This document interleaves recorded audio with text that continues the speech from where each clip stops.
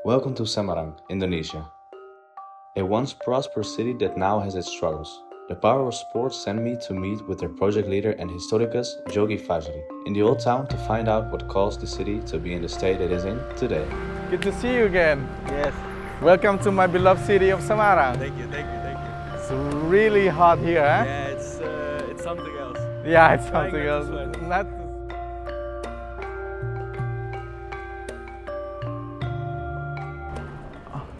Okay, Etienne, so now we are in the old town of Semarang. Talking about Semarang, which is back in the days not so important city, and then the VOC set up their trading post here. Yeah, well, trading post, but with the guns on it. Not really a trading post. And then they start to turn Semarang into one of the most important port city in Java, especially after the Suez Canal is open. All of our neighbors in the south will rely on the port of Semarang to ship their goods or to receive their goods. So Semarang eventually become one of the richest city in the whole Indonesia.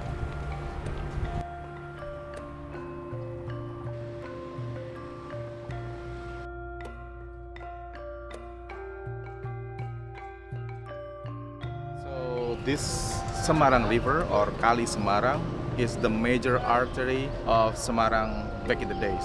So all of the traders will come and go through this river. So this is where the Dutch built their first trading post and later on become the settlement. As you can see in this building, it's sinking now, and Semarang is more and more vulnerable for the flood problems. And that's what affected the North Semarang, also the old town of Semarang, and now it starts declining. Now it's even filled with poverty. Further away from the old town, we're visiting an area where the consequences have been notorious. North Semarang, one of the neighborhoods that have suffered the most from the sinking problem. A local resident, Imam Suroso, invited us to his house so we could see it for ourselves. Ya, dulunya kan ini kan rawa-rawa ya, rawa-rawa terus ya dulu disekat-sekat untuk warga gitu. Akhirnya titik nol jalan sampai pondasi itu 2 meter. Ini lantai 2 lah.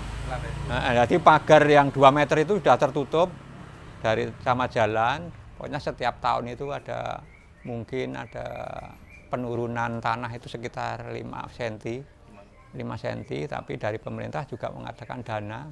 Terus ada kenaikan jalan-jalan, setiap kenaikan itu sekitar 40 cm. Jadi kadang-kadang 3 tahun, berapa tahun gitu ada. Makanya sampai ini lantai kedua aja habis. Lantai 2 ini habis. Di luar ini sudah tenggelamnya sudah hampir ada 4 meteran Mas ini Mas. Yang ini, yang bawah ini. Tahun 80-an. 80-an kan sini masih rawa semua ini. Masih rawa semua. Ini tempat gentengnya ini, genteng paling atas sendiri nih. Ini, genteng paling atas sendiri sini. Oh ya, nama saya asli ya Imam Suroso. Kelahiran saya dari asli Klaten. Cuma saya tinggal di Semarang Utara sini sekitar tahun 95. Saya ya aslinya dari desa ya Mas. Dari desa terus tinggal di sini ya sebenarnya ya kurang nyaman ya, dari dulu memang kurang nyaman. Makanya keluarga saya, anak istri saya enggak pernah ikut sini. Ya kan enggak pernah tidur di sini pun enggak pernah. Ya. Saya selama 30 tahun ini enggak pernah sini. Paling kalau ke sini mampir aja. Anak-anak dulu waktu sekolah di Semarang pun enggak mau ke sini. Enggak mau. Makanya saya juga enggak suka. Masyarakatnya ya sebenarnya kepaksa ya Mas ya. Dari dulu tempat pesisir sini ya anak-anak ini kan sudah orang-orang dulu dilahirkan di sini. Terus mau beli tanah di tempat lain ya juga mahal, enggak bisa. Masalahnya dulu itu tanggul laut itu kan sering jebol sini juga Mas. Tanggul laut. Kalau tanggul laut jebol sini kan airnya sini semua.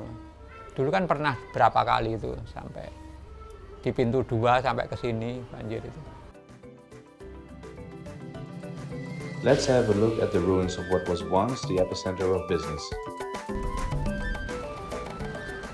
Okay, so now we are in the Kali Baru. The name of this place is Haven Canal. So this is the canal built by the Dutch straight to the river of Semarang to make a way for the big ships to come enter to the direction of the city of Semarang.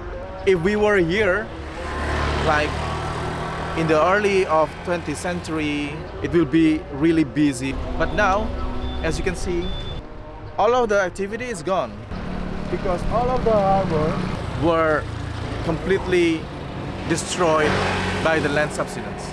You can tell from this canal is no longer in active use because the city municipality, because of the land subsidence problem, they dam the river so that the water is not come to the river anymore. Because the problem is now the seawater is much higher than the river.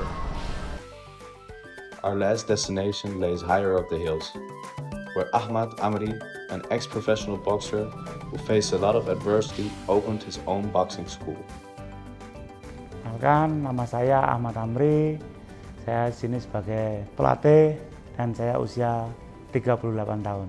Sebelum jadi atlet, saya asli daerah Kuningan. Kuningan itu daerah Semarang Utara dengan latar lingkungan yang orang-orang nakal.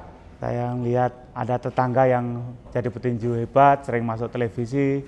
Saya akhirnya ikut berlatih dan bisa sampai keliling-keliling ke daerah-daerah, sampai ke luar negeri. Itu ketemu sama presiden itu saya 2009 Mas, pas mau berangkat ke SEA Games Laos. SEA Games Laos.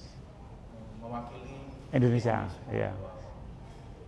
Ya, nomor 1 ingin merubah nasib Mas. Merubah nasib, ngurangi di kampung situ kan, daerah situ kan terkenal orang-orang yang nakal. Saya mulai ikut bertinju dan keluar dari situ biar tidak ada tidak terpengaruh dengan lokasi situ lagi lah Mas. Jadi menghindar dari daerah situ. Kembali lagi ke anaknya Mas. Kalau anaknya dari orangnya itu ada kemauan, pasti bisa Mas. Saya sebelum jadi atlet tuh, saya bingung Mas, mau ngapain bingung. Nggak kerja, sekolah sempat putus. Ya ikut bantu-bantu, orang sana kan banyak rata-rata jualan sate. Saya bantu, sempat jadi jualan sate juga bantu Mas. Di pertengahan jalan tuh, saya ada inisiatif untuk latihan tinju. Nah, langsung saya ikut daftar di Sasana dulu, namanya Bang Buana Mas. Beda kalau di sini yang mampu bayar boleh, yang tidak mampu tidak masalah, datang aja untuk berlatih, bebas ini Mas. Untuk siapapun, kalangan siapapun, kalau memang kepingin latihan niat dengan tidak bisa bayar iuran, tidak masalah, bebas.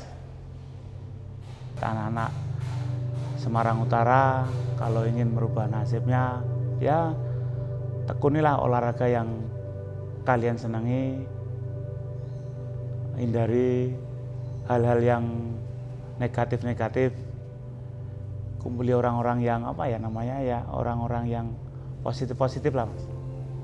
Ya, orang-orang yang baik, jangan sampai terpengaruh orang-orang yang suka berantem, minum-minuman keras, sampai narkoba gitu, dihindari. Saya berhenti Mas, selama saya masih mampu, masih sehat gini ya, tetap saya akan memberikan menularkan ilmu-ilmu buat adik-adik Mas, sampai selamanya lah Mas.